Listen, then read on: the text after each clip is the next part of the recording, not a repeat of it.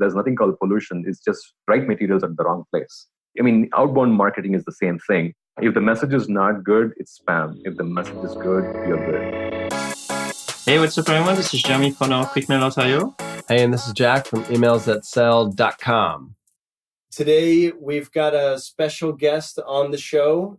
Ashwin is going to talk cold email. Welcome to the show. Thanks so much for joining. Pleasure joining you guys. Good morning. And why don't we kick things off? Tell us about your business. Let us know what it is that you guys are doing, and we'll take it from there. Awesome. Yeah. So I run PipeCandy, and we are a e-commerce market intelligence company. That sounds a mouthful. What we actually do is we track close to 1 million e-commerce companies globally, and we are predicting who's growing or declining. That's what we do. Is that good, or like, do you want me to go on with? That's fine. Yeah, this is your spotlight. I mean, perhaps our audience, some of our audience is really interested. So if there's more that you'd like to share, feel free to add on. Otherwise, we can take it further from here. Yeah, let's take it further. Weave in wherever it's required. Okay, cool. So tell us who your customer is before we get into the world of cold email and outreach. We don't have like a single customer base like most SaaS companies. So we are a data company. So we publish data about e-commerce companies. And the data has a variety of uses. For example, we work with hedge funds and private equity and VC communities. So they use our data to predict earnings results. They discover interesting e-commerce companies to invest in. If it's a corporate VC, they are looking to acquire. So that's one audience. And interestingly, government is another audience. So if you're an e-commerce company out there and you're not paying your sales taxes, they're coming after you. Oh, that's awesome. Yeah. And we work with marketers in variety of industries like lending companies, online lending companies, merchant banks, fulfillment companies, packaging companies, tech companies. All of them want to know what e-commerce companies are up to because they are their prospects. So our audience is, like you see, it's across the board. We're here to talk about growth and outreach. Can you tell us what channel or how you were able to grow your company in the early days and maybe what you're using primarily today? Sure, yeah. A lot of our customer acquisition comes from inbound channels like SEO, and we put some world-class content and reports around the e-commerce industry, and that brings in a lot of audience. But outbound is also an important part of what we do. Now, I used to run another company called Contract IQ before for 4 years, and I sold it in 2015, and that was a completely outbound engine. So it's been about 8-9 years since I've been doing outbound, primarily email marketing, cold emails, and that always has been a part of our strategy. Even the content that we create, the audience that would find value in that content is reached out through cold channels as well. So you use outreach to promote blog content? So these are not blogs. These are data-driven research reports about how the industry is growing or where it's trending and so on. So these are, the McKinsey Gartner kind of reports. Would you have an example of how do you go about those outreach? Like an example, or how do you come about providing this report for them? Like what angle do you take for this outreach? Right. So, there are a lot of emails getting to anyone's inbox these days. So before asking anything, we need to be of value. So most of our outreach is not like, hey, here's PipeCandy. We want to sell this cool stuff to you because we want to buy a yacht. Right. Yeah. At least they're honest. I'm not a big fan of yachts. So the way it goes, we understand our audience. So for example, in the case of 3PL companies or the logistics companies, as we call them, we know that they want to know which e-commerce companies are shipping how many orders every month, because that directly relates to their ability to sell to them, right? So the email is something like this. Hey, you know what? We scanned the US market, and there are 300,000 e-commerce companies at these revenue ranges. And if you are looking at companies doing more than 5,000 orders per month, this is how the market looks like. And the interesting insight is not many of the e-commerce companies are doing same-day shipping as we are led to believe. And we have more such cool information. Here's the link. You can go and download it. Or if you want to schedule a demo for looking at more data in this perspective, let's talk, right? So typically what happens is in such cases, they either go download the content or they schedule a conversation with us. If they download the content, we don't switch to the sales mode again. So we give them a day's time to consume the content, and then someone sends a friendly email saying, you read through that content, blah, blah, blah, but I'm sure like you have more questions than answers now. Happy to answer. So that always elicits response. Nice. So if I hear that right, you're actually using a strategy of, it's almost like a free trial of your product up front. You say like, hey, here's all the data. And if you want to know more, then you kind of got the understanding that they have to go with you and then, potentially purchase other things and so on. That's right. Did I get that right? You're right. Yeah. Love it. There is another type of content we do, which is when we travel. So if we know we are going to hit a city, in such case, like we are very, very straightforward. Hey, I'm listing New York and here's what we do. And here are companies such as yours working with us doing this. And we want to meet you. In such cases, it's not an email going from me. It's going from someone in my team saying, my founder is here. We want to, and I believe you and him would have something in common. You both should talk, as though it's $1 billion company and a secretary sending an email. But right. You got to sound like bigger than you are when you're sending these emails to really large companies. So we do that. And that gets really good responses as well. Ashwin, what's the scale of your outreach? You actually just send, zillions of emails to, zillions of companies, or do you actually just limit it to just, 20 a week? Or what type of scale are we talking in terms of outreach? There are 3 kinds of outreaches happening at PipeCandy at any point in time. There is a daily news brief because we are tracking the e-commerce market and so much is happening in the e-commerce market. There's enough news to propagate every day. So we publish a news bulletin every day, and that goes out as a newsletter as well. And then we have a weekly newsletter, which is like a curation of articles of very high quality that we found on the internet. And some of it is ours as well. So that also goes out. And then there is like an outreach to get meetings, and that goes out every day. So the weekly newsletter goes to a few thousand subscribers. The daily newsletter goes to a few hundred. And the daily outreach for setting up meetings or demos, that is about 300 to 400 a day. So for the 300 to 400 a day of outbound emails that are aiming to set up meetings, is this the only group that is technically pure cold email, meaning they've never engaged with your brand thus far? Or are any cold prospects receiving your other weekly or daily newsletters? The weekly and daily are not cold prospects. I mean, they receive it because they have engaged with us in some form or shape at some point in time. The outreach emails that go out every day are cold-ish. I say cold-ish because a big part of it is cold. But we also run targeted ads on some ad networks. So if we know they have engaged with that ad, we put them onto this bucket as well. Oh, that's interesting. So you're running ads, and what would you be collecting? Email addresses, I suppose. And if they give you their contact, then you can put them on the outreach list? No, I'm going to spill you some beans here. So there are some ad networks which will allow you to submit email IDs and target those people. So we know upfront who we want to target. So we're not collecting anything from them. It's just an impression. Wow, beautiful. I'll go ahead and do some Googling on that. That sounds interesting. It's pretty clever. Yeah. I don't know if this can come on the podcast. I don't have a problem, but feel free to decide whether to keep this or not. Thinking about the outreach specifically, so again, coming back to those 300, 400 emails a day, how big is your team? Do you have a team dedicated to just that? Do you have specialization in all those different roles performing? And how is research performed as well? Yeah, we're not a big team. We are close to 30 people. So there is 5-member marketing team. Among them, they split the responsibility for responding to inbound channels, outbound separately, and research is handled by a separate person. Let's see. So you've got a team working on outbound, and the roles are separated enough so you have basically specialists on board helping with each part of outbound. Yes. What does the research looks like? So we have a research calendar. So every month we would publish at least one report which is of quality that someone would pay for it. So it's based on our data. So we process close to 1 million websites worth of data every month. So there's always a trend that we can capture. So our data science team looks at some trends and tells the research person that, hey, here's something that data is telling us. could you do some research, secondary research, and also dig deeper into our data and see if there's a story worth writing about? And if we do, we write a story about it.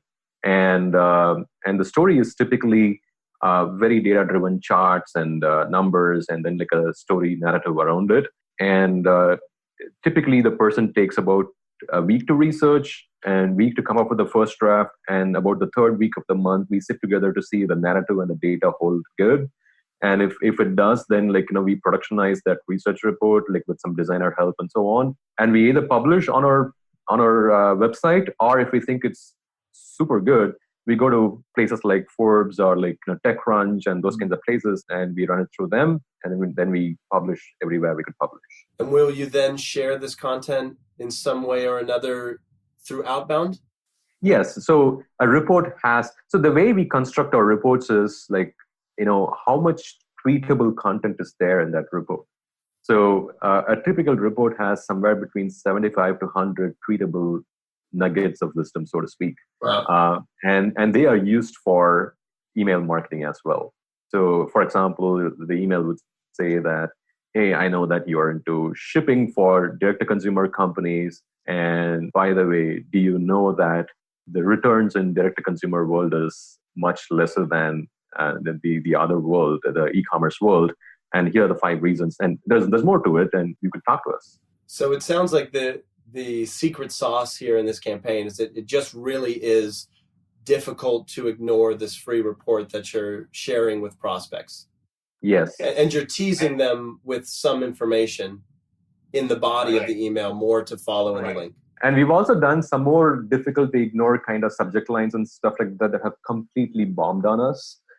So when we did a newsletter recently, the subject line was, "We have your son." Oh no!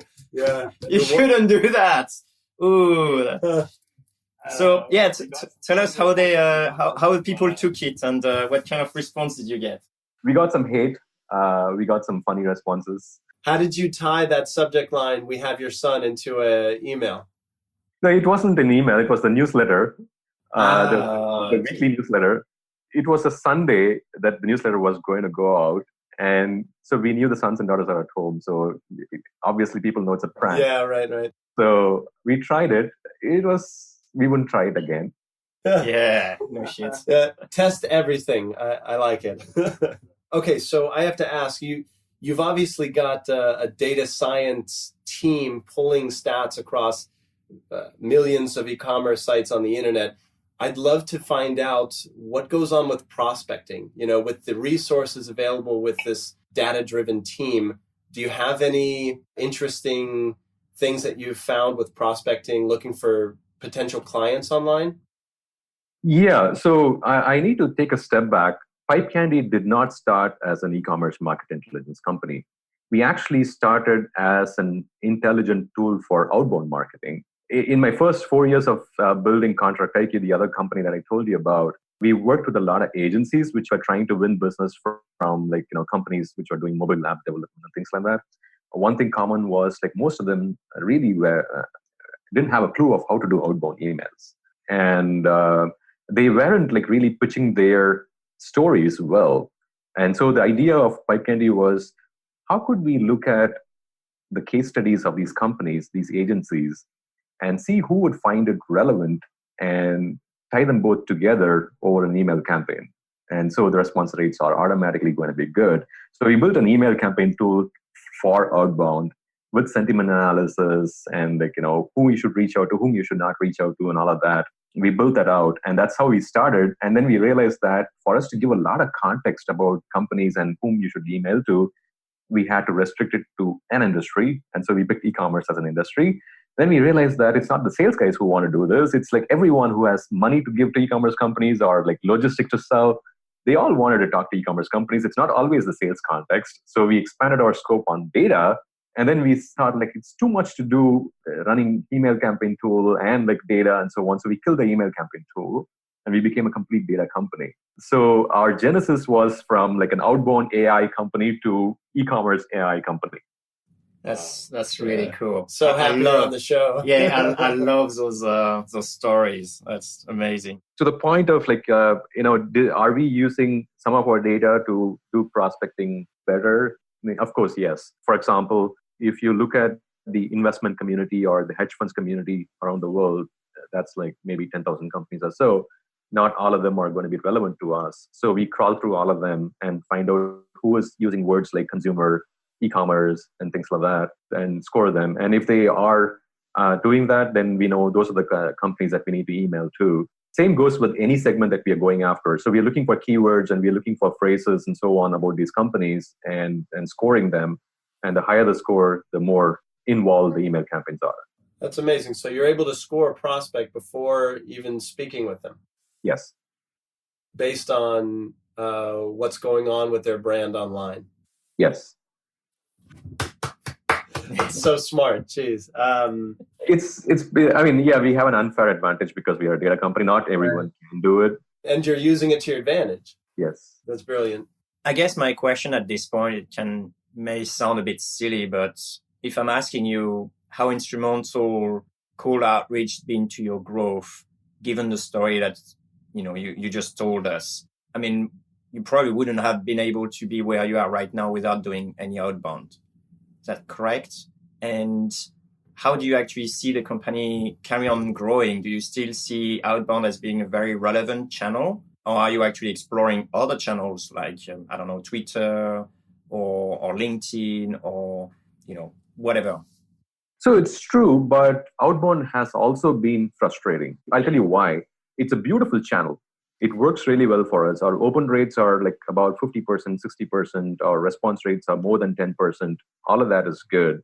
But there is this constant fight about not landing on spam and not getting your inbox, gutted because of some reasons that you didn't anticipate.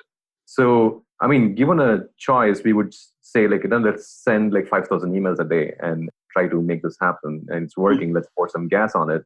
But we don't do that consciously because, we don't know how the world works in terms of how email inboxes are looking at, this activity of sending emails. So, I mean, there used to be a quote in the environmental engineering world. I really like it. It just says there's nothing called pollution. It's just right materials at the wrong place. I mean, outbound marketing is the same thing. If the message is not good, it's spam. If the message is good, you're good. The conclusion we've come to is that since we are a vertical focused company, we know our audience is maybe 50,000 companies or 100,000 companies max. And so we don't need to send a lot of emails, but we need to send a few emails every day, which are very, very, very targeted. And so we're not optimizing for volume. We're optimizing for fit and responses and so on. So that's kind of how we are approaching outbound. Can we scale it? I would rather not, scale it mindlessly, sending spray and pray to everyone. We'd be careful about it. Yeah, we give the exact same advice to our audience that going for volume usually adds more problems than it actually solves. And so it seems right now that deliverability is on top of your mind as a challenge with cold email.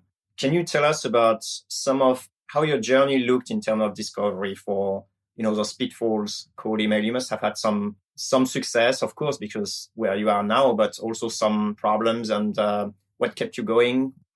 Sure, yeah. So when we did PipeCandy, the outbound tool, we also used to consult companies on how to do better outbound. And we used to run an agency within the team, helping them craft good emails that would convert and help them see success. There are a lot of interesting learnings that we gained from that. So when we used to run email campaigns for others some 2.5 years ago, we used to get 60, 70% open rates and 15% response rates. Those were possible. I know we were an exception even at that point in time, but that was possible. It's not all that possible now is what I understand. So 50% open rates is really good. I mean, that's what I understand. And anything more than any response is good. And anything more than say 5% response rate is also considered to be good. For about 6 months last year, we had a lot of trouble with deliverability. And we're not noobs. We understand this well. So we used to season email IDs. So we get an email ID, we get a domain, We season the domain, redirect the domain properly to the parent domain. We used to send emails. We had even built software internally that would automatically send emails to each other and like keep a conversation going and all of that, and season that email ID and then put it on to the outbound route.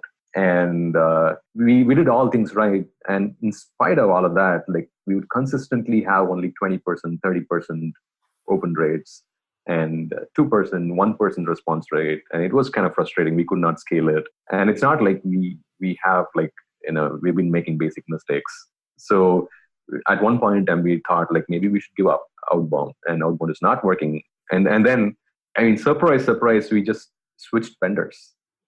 Really? Oh, wow. Yeah.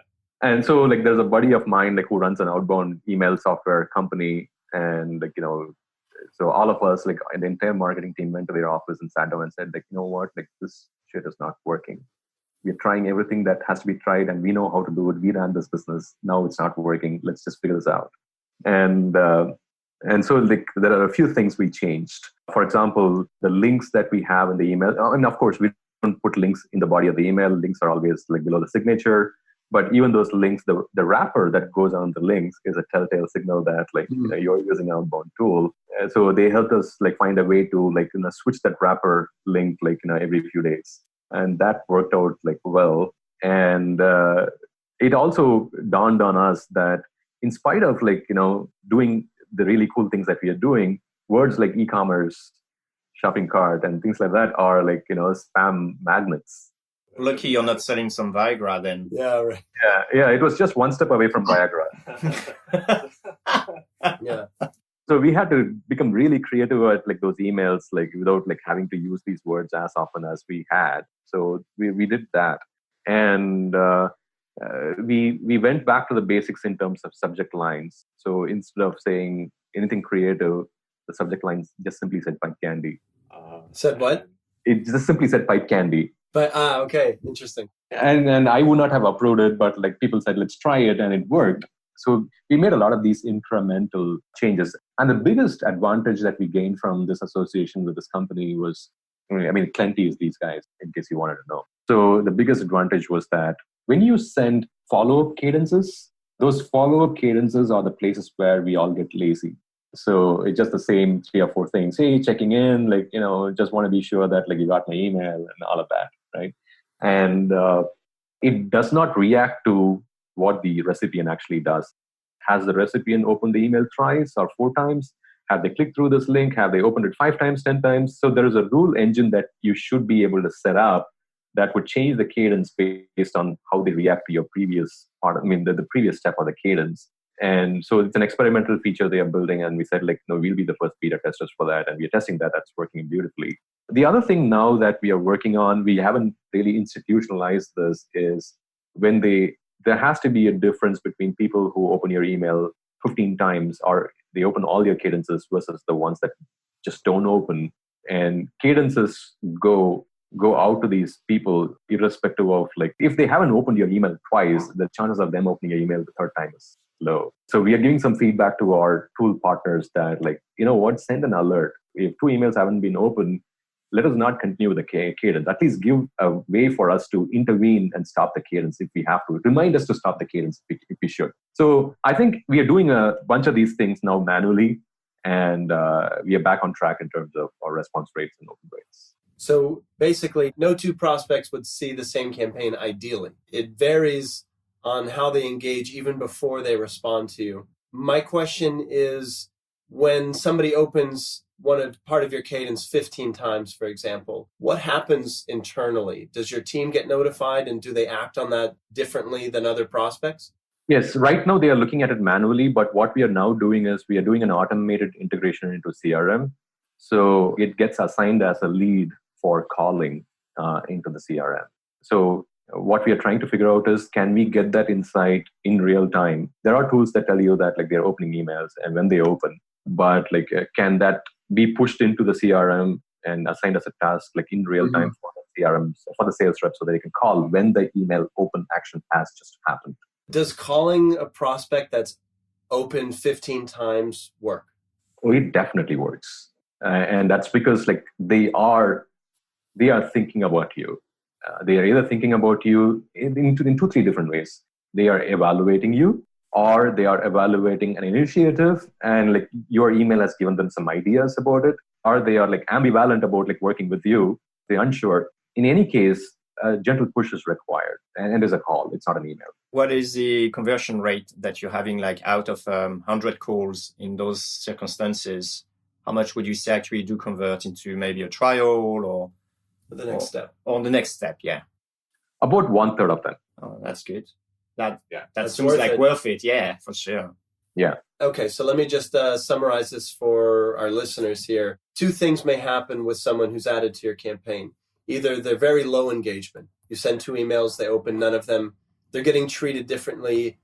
You may take them off the campaign entirely because maybe it's going to spam in their inbox. Maybe they're just flat out not interested. On the other side of the spectrum, there's the prospect who's opening, who's maybe clicking many times, and they're getting treated much differently with your internal sales team. They're getting a personal follow-up phone call, whereas someone in the middle, maybe they're opening a couple times, that's it. Their team is not following up with a phone call. Do I have that right?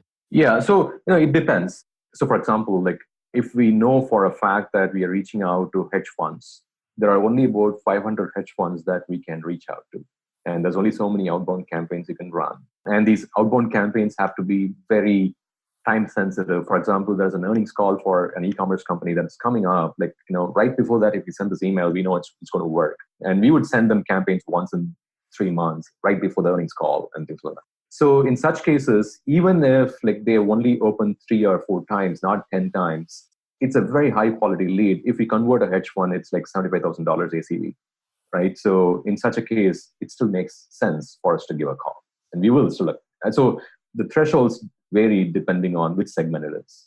And let's say this hedge fund prospect who has opened 3 times. Does the phone call convert at about the same rate, roughly 1/3? No, it's a different beast. It takes about 6 months to get a hedge fund into signing up as a customer. There are compliance issues. There is the back testing of your data that they need to do, and so on and so forth. But what we've seen is they always come back because data is scarce. They always come back. They may not respond to you now, but you keep at it. Like every time you publish earnings call, like you send them, hey, you know what? Like here's what like the market said it is, and here's how we predicted. You're very close. We keep doing that. Sometime they come back as an inbound lead. So you just mentioned around 6 months for this particular type of lead. Is it from the point where they actually decide to go and work with you that all those things need to be in place, or from the actually original outbound? No, from when they become an MQL. So they become an MQL when they respond saying that I'm okay with getting on to a call with you or something like that. So just for our audience, MQL is marketing qualified lead, right? Yes. So it's a marketing that actually decides good, and then it goes to sales. Do you actually then cut between marketing and sales? Right. So we have MQL, SQL, and SAL.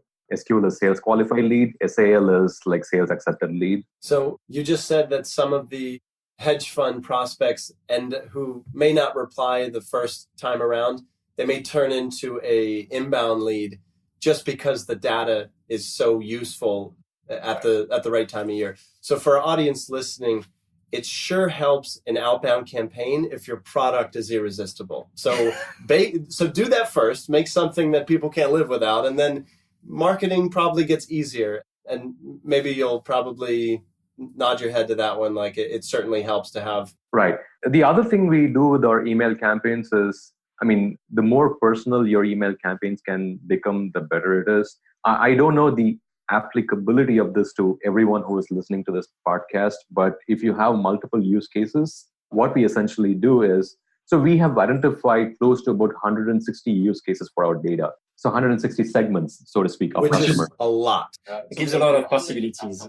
It's exciting and it's frustrating because bringing a salesperson on board and training them on all of these, or marketing person, or bringing anyone into the team and training them on what we are doing is humongously difficult task for us because they need to understand a lot of things going on here, unlike a software company. So what we've done is we have documented all the 160 segments, and when there's an outbound or an inbound response that needs to go out, what if we tell in that email they would respond? We have put snippets of these. So these snippets are entire sentences that you need to say in that email. So when an email campaign goes out as an outbound campaign, you have these first name and city kind of like tags, right? In our case, except that the tags are entire sentences. So that kind of helps that email sound more personal than it actually is, because it's very, very targeted towards a particular use case. So I'm curious, if it's an entire sentence that's being dropped into campaign, can you give me an example of what a sentence like that might sound like? For example, if it's, let's say, a marketing company, a conversion optimization software kind of a company, and it's the CMO who is visiting, and we know that that company is an enterprise company, so which means they will work only with large e-commerce companies. They won't work with small e-commerce companies because their average deal size is maybe $100,000 or something like that. So to go and tell them that like we track 300,000 e-commerce companies is a waste of time, because they don't care about those 300,000 e-commerce companies. They care only about like the 500 of them. So the email starts with, hey, thanks for checking us out. And as you know, we track e-commerce companies. The next sentence is where the catch is. We know you are targeting only enterprise e-commerce companies, if I'm right. And so you need to run ABM campaigns. So we have intelligence about like the top 1,000 e-commerce companies and insights that would make your ABM campaigns work better. So that is meant for an MQL, which is high, but it's not any MQL. It's a conversion rate optimization software MQL, which is high, which is targeting an enterprise. And they're targeting enterprise because they're this MQL that's given that information to your team? So we do partly automated and partly not automated. Like the MQL being high is what our system says. But the SDR also takes a look at it and sees what kind of customers they have. The names of the customers are customer logos, because sometimes these are images, you cannot crawl through them. And right. They do a quick sanity check to see if it's really an MQL, or if there's something that they need to qualify better or label them better and so on. So the enterprise labeling comes because the human looks at it. That's beautiful. So for our listeners, basically taking time to do some specific research on each prospect that you want to go after is step one. Step two would be to tailor your message based on what you've learned about that company. Yes. And there are only about, in our case, it's a complicated product. There are about 150 use cases. For most companies, 5 use cases would be max, right? Yeah. So you should tailor. Yeah. Because it works. It makes a difference. Works. It makes eminent sense. I guess all those different reports you want to create or information you want to give to them, you could always split that into multiple follow-ups. What's your strategy or approach when it comes to follow-up? You mentioned that don't keep following up, indefinitely, but how do I approach each of those follow-up, like the second follow-up, the third follow-up, the fourth follow-up? Do you have a strategy for that, or you're just doing bump emails like, hey, did you read my email before? Right. We've tried all approaches, and I don't think we have cracked it, honestly. So we've tried some value in every email. It could be a new data point, or it could be a new offer saying, hey, you're doing this, and if you work with us, we'll do something for you and something like that. We've tried that. And what we realized is if you don't get a response in 2 follow-ups, you're not going to get it.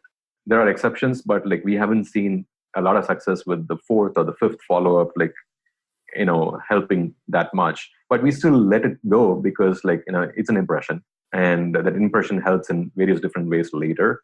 So we do that. We also look at the audience. Sometimes we are reaching out to, for example, in the case of VC firms that we need to reach out to, we are reaching out to analysts. Or if it's technology companies, we are reaching out to the demand gen person. So if we know that the age group was a 25-year-old person receiving this email, something like that, sometimes the radical candor helps. The third email would be something like, and I know that these follow-ups are automated, but we have a Friday meeting where I would have to tell how many responses I got, and I'm going to look really bad. So help a brother or something like that. I have to clarify. This is for prospects who are younger? Yes. That's really cool. Hey, actually, for our audience, you do know that the email we sent you was automated, right? Oh, sorry. I'm breaking your heart here. I'm sorry. You know the email we sent you were actually a cold email. Oh, you did a good job. Thank you. So you didn't realize it was automated? I'm sorry. I must be breaking your. I mean, the reason it kind of, I mean, yeah, so that there is a good point there, right? So the reason it like felt like it wasn't automated, even if it was automated, is because like, I am passionate about cold emails. So even if it were to be automated, it's a topic I would not let pass. Sure. And speaking to that, I feel really lucky to have you on the show. I'm sure Jeremy and our audience probably feels the same way, because given your experience with cold emails and your passion for data, this is kind of our thing here, right? Like a lot of circles are merging. I'd love to find out, go back in time 9 years when you, I believe it was 9 years when you first started diving into outbound. What piece of advice would you give your 9 year ago self in order to shortcut a lot of headaches? We used to be very worried about volume. If we don't send like 500 emails, if we don't send 1,000 emails, it's not going to work and so on. So bottom line, what matters is like how many MQLs you're getting. The biggest learning we had, and I cannot say this enough, is we need to understand the difference between how we are measuring marketing and how we are measuring sales. In sales, process matters. So how many calls did you make? How many follow-ups did you make? Sales is showing up. So if you show up often, if you follow the steps in the process really well, eventually your pipeline will be built, right? So you cannot ask a salesperson, like, how much is the pipeline? You're already late if you're asking that question. How many calls have you made? How many follow-ups have you done? Is the question that you need to ask, right? But in marketing, it's different. In marketing, what matters is like how many MQLs have come. That's the outcome matters in marketing. So a marketing person can fill a lot of their time doing a bunch of things and feel important. But if they don't result in MQLs, all of those activities just don't matter, right? So I sent like 1,000 emails, like I wrote 5 blog posts this week, and I put out like 20 tweets. The tweet engagement is increasing. All that is feel good. Doesn't matter. How many MQLs? That's the one question. So I would rather send 100 emails and get 5 responses, 10 responses than spend 1,000 emails and get like 1 response. So I'm hearing that sales, there's a very clear process. It's follow-up, it's phone calls. And if you do that with enough discipline, you're going to hit your numbers. But marketing sounds like a little bit of a different beast in your experience. Is it tougher to manage a marketing project compared to a sales? And if so, do you have any advice for someone trying to juggle marketing? Sure, yeah. To crystallize like the difference, marketing is all about outcome, sales is all about process when it comes to measurement. When you say marketing is all about outcome, none of the other things matter, it doesn't mean that you don't measure them. Everything that you measure should tie up to, does this move the needle for MQL, right? If it does not, it's fine. Then what you need to tell yourself is like, you are doing some like warm, fussy branding, and can you afford that?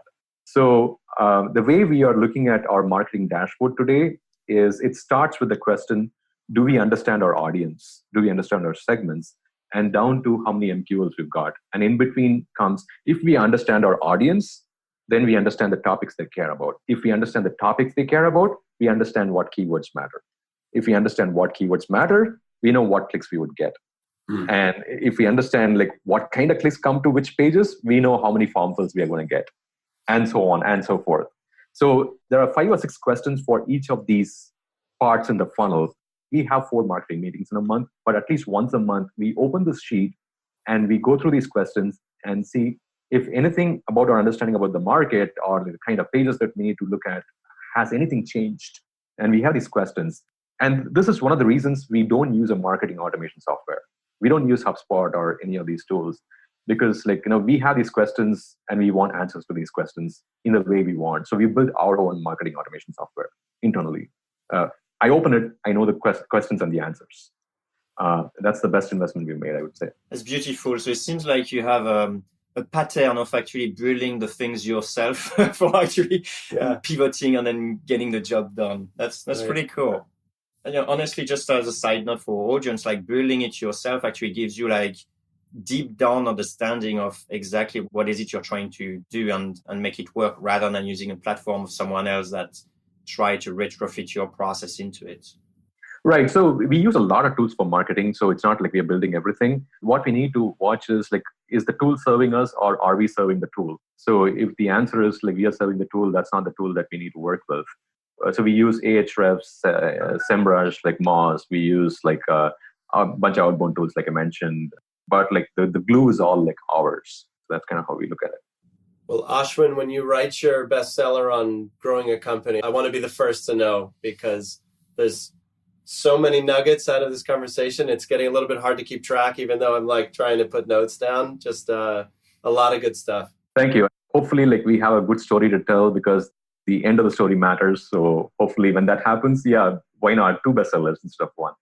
What would be your ideal end of the story? Is it an IPO, an exit, or something else? So here's kind of how we are looking at the market.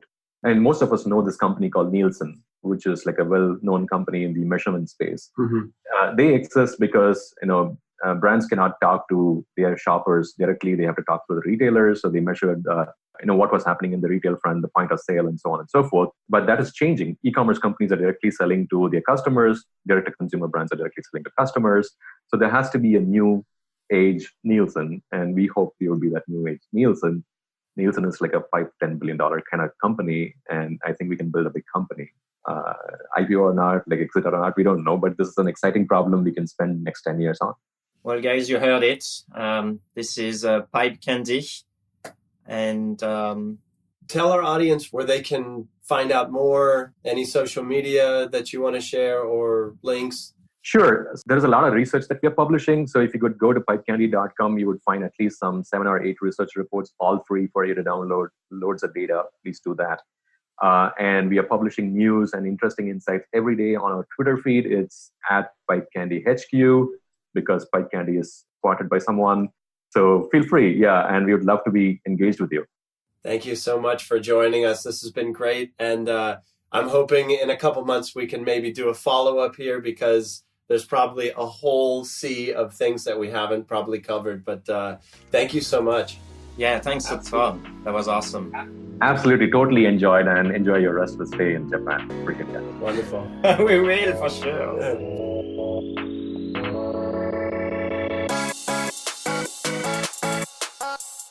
Hey, cold emailer. Yeah, you.